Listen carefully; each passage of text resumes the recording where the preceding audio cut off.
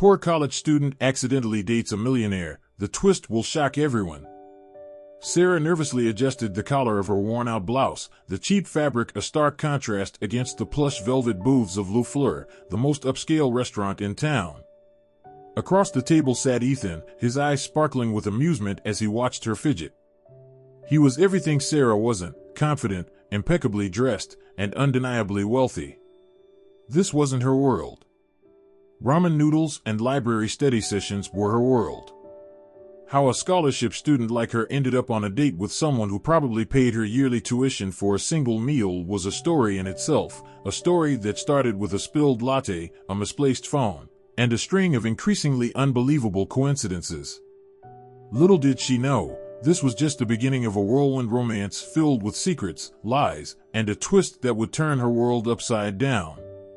Ethan chuckled, his voice a warm rumble. "Sarah, you look like you're about to face a firing squad, not a plate of pasta." She forced a smile, her heart hammering against her ribs.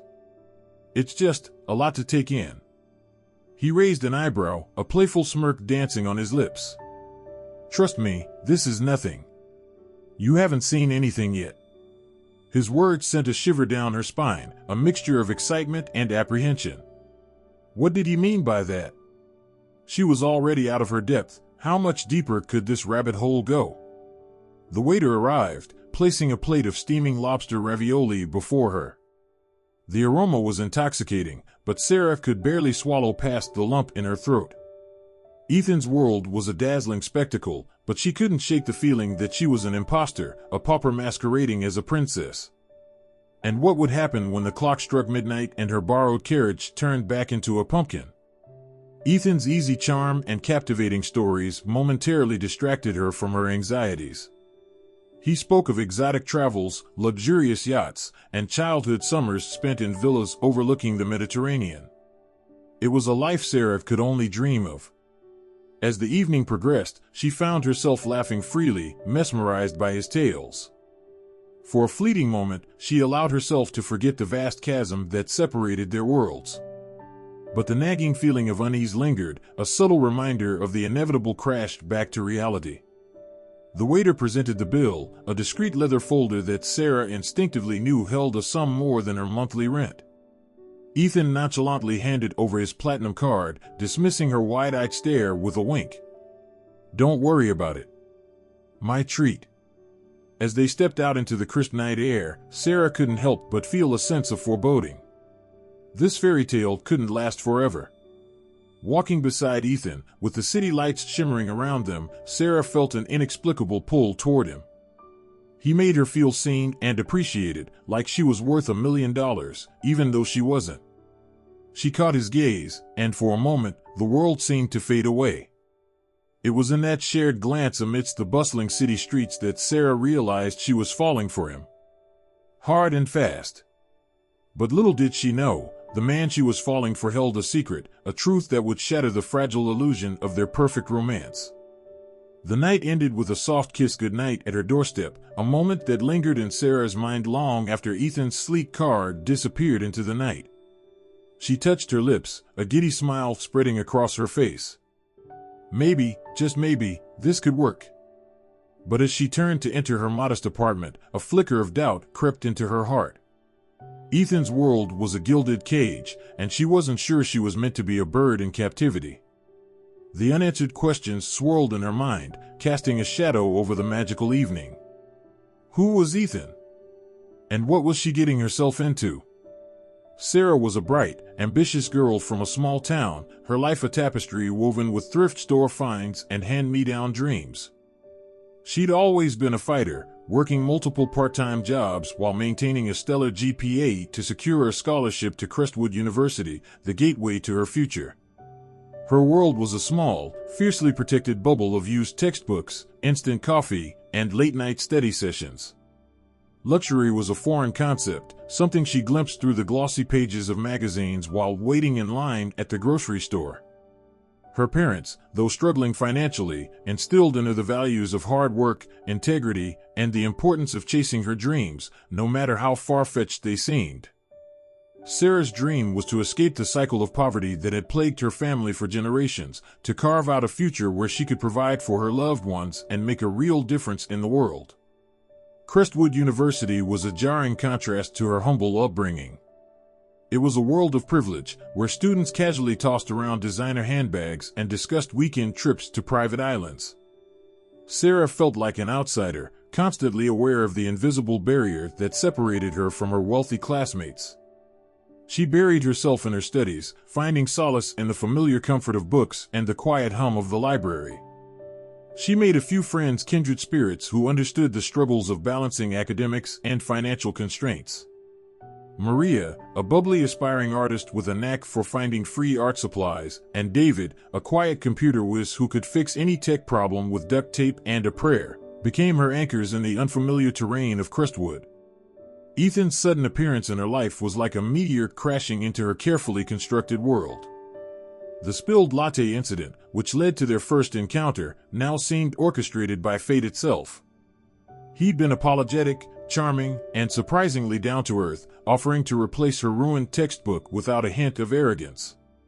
He'd even insisted on buying her a new latte despite her protests. She'd been struck by his genuine kindness, a quality she rarely encountered in the privileged circles of Crestwood. They'd exchanged numbers, and to Sarah's surprise, he'd texted her later that day. What started as casual conversations about books and movies quickly blossomed into something deeper.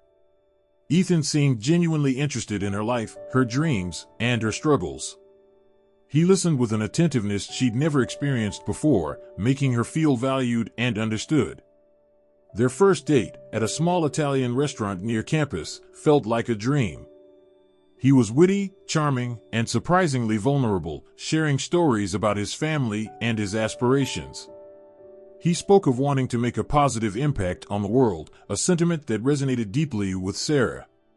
He never mentioned his wealth, and Sarah, blinded by his charm and their shared values, never asked. Subsequent dates followed, each more extravagant than the last. From cozy cafes to Michelin-starred restaurants, Ethan introduced Sarah to a world she'd only ever dreamed of. He showered her with thoughtful gifts, a rare first edition of her favorite novel, tickets to a sold-out concert, and a hand-painted portrait of her beloved grandmother. Sarah, overwhelmed by his generosity, tried to express her discomfort, but he'd simply brush it off, telling her he enjoyed making her happy. The whispers started soon after. Sarah overheard snippets of conversations in the campus hallways. "Did you see Sarah with Ethan Blackwood?" The Ethan Blackwood? The hushed tones and wide-eyed stares made her uneasy. Who was this Ethan Blackwood, and why did his name carry such weight? Maria, ever the resourceful friend, filled her in. Ethan Blackwood, heir to the Blackwood fortune. A name synonymous with wealth, power, and a legacy of philanthropy. Sarah's world tilted on its axis. The man she was falling for was a millionaire, a prince in disguise, while she was still Cinderella scrubbing the kitchen floor. The realization hit her like a ton of bricks, shattering the carefully constructed illusion of their shared world. She felt betrayed, foolish, and utterly out of her depth. The growing unease, the whispers, and the stark contrast between their worlds created a rift in their budding romance. Sarah started withdrawing, questioning Ethan's motives and her feelings. Was he genuinely interested in her, or was she just a novelty, a poor girl he could shower with his wealth and attention? The doubt gnawed at her, poisoning the sweet nectar of their love story. She needed answers, and she needed them now. The annual Crestwood University Gala, a glittering affair of champagne flutes and designer gowns, was the event of the year. Sarah, despite her initial reluctance, agreed to attend as Ethan's date. She borrowed a dress from Maria, a shimmering emerald gown that felt strangely alien against her skin. As they stepped out of Ethan's chauffeured limousine, the flashing cameras and the throng of reporters momentarily blinded Sarah. Ethan, ever the composed gentleman, guided her through the chaos, his hand firmly clasped around hers. The gala was a sensory overload, a dizzying swirl of opulent chandeliers, cascading floral arrangements, and the hushed murmur of influential voices. Sarah felt like an imposter, a stray dandelion in a field of orchids. She clung to Ethan's side, seeking solace in his familiar presence. As the evening progressed, Sarah noticed the subtle glances, the whispered conversations, and the barely disguised disdain from some of the guests. She was an outsider, and they knew it. The feeling of unease intensified, a knot tightening in her stomach. During a quiet moment on the balcony, overlooking the twinkling city lights, Sarah finally decided to confront Ethan. "Why didn't you tell me?" she asked, her voice barely above a whisper. Ethan turned to her, his blue eyes filled with a mixture of surprise and apprehension. "Tell you what?" he asked softly. "That you're Ethan Blackwood," she replied, her voice laced with a hint of accusation. He sighed, running a hand through his perfectly styled hair. "I wanted you to get to know me, the real me, not the persona that comes with the name," he explained, his voice tinged with frustration. "I didn't want our relationship to be defined by my family's wealth." Sarah wasn't convinced. "But it changes everything," she argued, her voice rising with each word. "Our worlds are different. We're different." Ethan stepped closer, his gaze intense. "Sarah," he said, his voice soft yet firm, "I care about you. Your background, your financial situation, none of that matters to me." He cupped her face in his hands, his thumbs gently caressing her cheeks. "I fell for you, Sarah. The real you. The girl who studies in the library until 2 a.m., the girl who can make me laugh until my stomach hurts, the girl who dreams of changing the world." His words were sincere, his eyes reflecting a depth of emotion that Sarah couldn't ignore. She wanted to believe him, to trust that their connection transcended the vast disparity in their backgrounds. But the doubt still lingered, a persistent shadow lurking in the corners of her mind. As they rejoined the gala, a hush fell over the room. A spotlight shone on the stage, where a distinguished-looking man, Ethan's father, stood behind a podium. He cleared his throat, and the microphone crackled to life. "Ladies and gentlemen," he began, his voice booming across the silent hall, "I have an important announcement to make." He paused, his gaze sweeping across the room, finally landing on Ethan and Sarah. "Tonight, I am thrilled to announce the engagement of my son, Ethan Blackwood, to Amelia Hayes." The world seemed to stop. Sarah's breath hitched in her throat, her heart pounding against her ribs like a trapped bird. Amelia Hayes. A name she recognized. The daughter of another prominent family, a Crestwood Legacy student, a girl who seemed to embody everything Sarah wasn't, polished, privileged, and perfectly suited to be the future Mrs. Ethan Blackwood. The room erupted in applause, the guests showering the happy couple with congratulations. Ethan stood frozen, his face a mask of shock and disbelief. He turned to Sarah, his eyes wide with panic. "Sarah, I can explain," he stammered, reaching for her hand. But Sarah was already gone, fleeing the scene, the emerald gown shimmering like a shattered dream in her wake.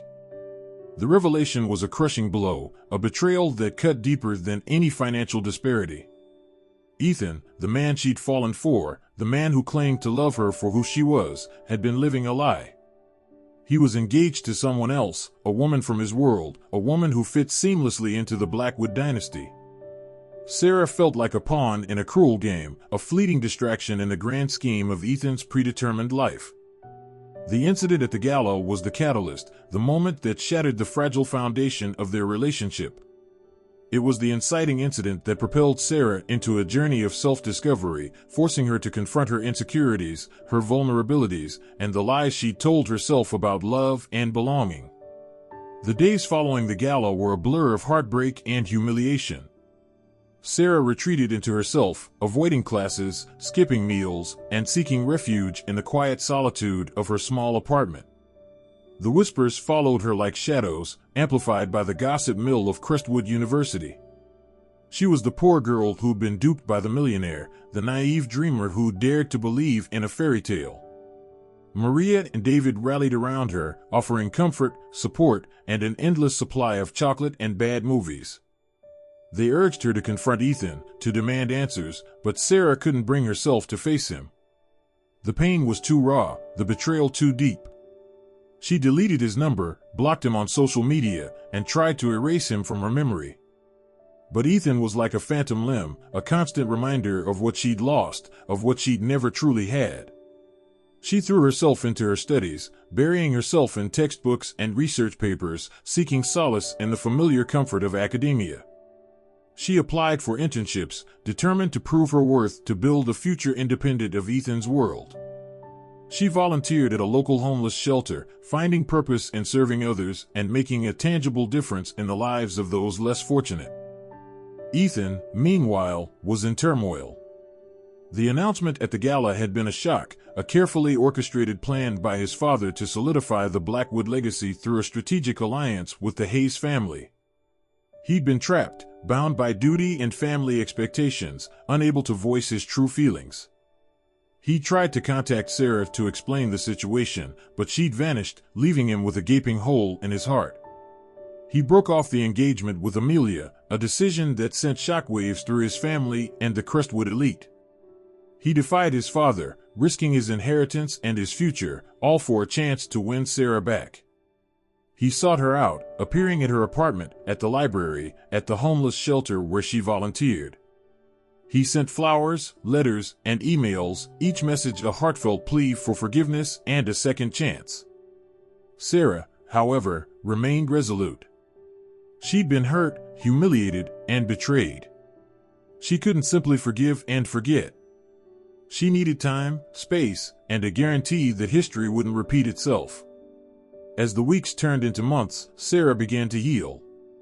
The pain subsided, replaced by a quiet resolve. She excelled in her studies, securing a prestigious internship at a leading research firm. She continued her work at the homeless shelter, forming deep bonds with the residents and finding fulfillment in her service. She rediscovered her passions, her dreams, and her self-worth.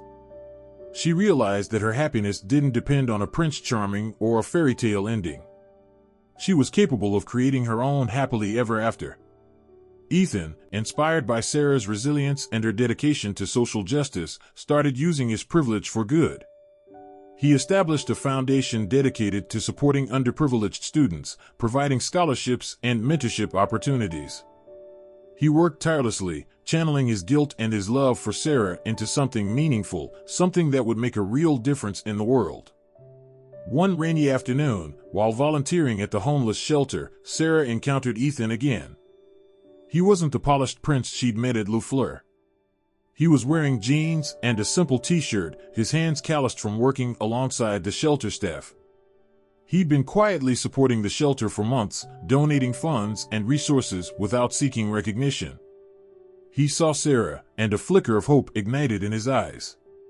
"Sarah," he said softly, his voice laced with a mixture of nervousness and sincerity. "Can we talk?" Sarah hesitated, the memories of their past flooding back. But something had changed. The anger, the resentment, the pain, it had faded, replaced by a quiet understanding.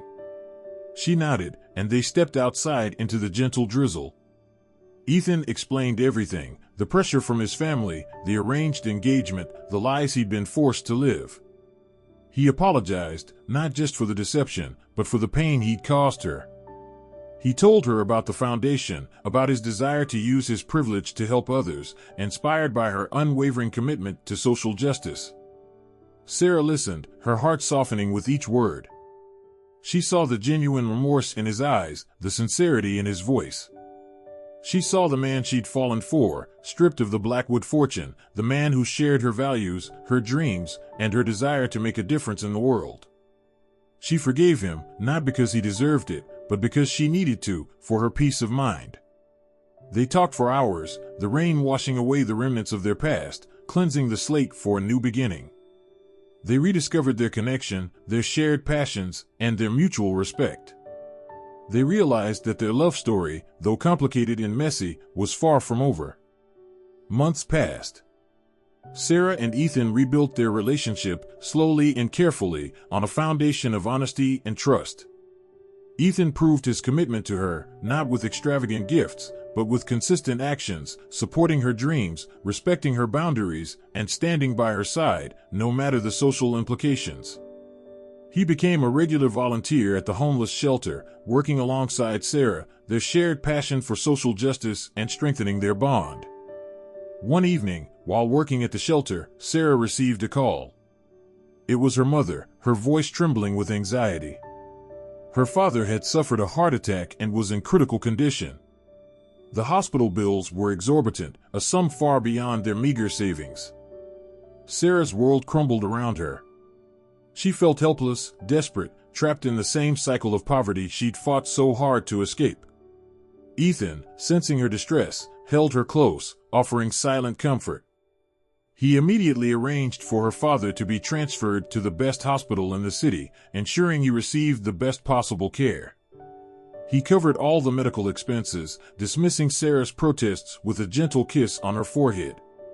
He stayed by her side, day and night, offering support, comfort, and unwavering strength. Sarah's father underwent a successful surgery, his condition stabilizing day by day. The relief was immense, a weight lifted from Sarah's shoulders. She looked at Ethan, her eyes filled with gratitude and a renewed sense of love. He wasn't just her boyfriend, he was her rock, her anchor, her haven. During a quiet moment in the hospital waiting room, Ethan turned to Sarah, his eyes filled with a seriousness she'd rarely seen before. "Sarah," he began, his voice soft yet firm, "there's something I need to tell you." He paused, taking a deep breath. "I'm not Ethan Blackwood." Sarah's heart skipped a beat. Not Ethan Blackwood? What did that even mean? She stared at him, confusion swirling in her mind. He explained that his real name was Daniel. He was Ethan's twin brother, a secret kept hidden from the public eye due to a complicated family history involving a bitter rivalry between Ethan and their father. Daniel had always lived in Ethan's shadow, resentful of the privilege and the expectations that came with being the Blackwood heir. He'd created the Ethan persona as a way to escape the suffocating world of wealth and power, to experience life as an ordinary person, and to connect with people on a genuine level without the weight of his family name. He'd met Sarah, fallen in love with her, and, for the first time in his life, felt truly alive. The gala, the engagement, the lies, it had all been a cruel twist of fate, a consequence of his fabricated identity. The revelation hit Sarah like a tidal wave, washing away everything she thought she knew about him, about them. She felt betrayed, confused, and utterly overwhelmed. She loved Ethan, or Daniel, or whoever he was, but the lies, the secrets, the constant deception, it was too much. She needed time to process, to understand, to decide if she could accept this new reality, this new version of the man she loved. She walked away, leaving Daniel standing alone in the sterile silence of the hospital waiting room, his heart heavy with the weight of his confession. Sarah spent the next few days in quiet contemplation. She replayed every moment of their relationship, searching for clues, for signs of the deception. She spoke to Maria and David, seeking their counsel and their support. They reminded her of Daniel's kindness, his generosity, and his unwavering commitment to her and to the causes they both believed in. They reminded her of the genuine connection they shared, the love that transcended wealth and social status. Sarah realized that despite the lies, despite the fabricated identity, Daniel's feelings for her were real.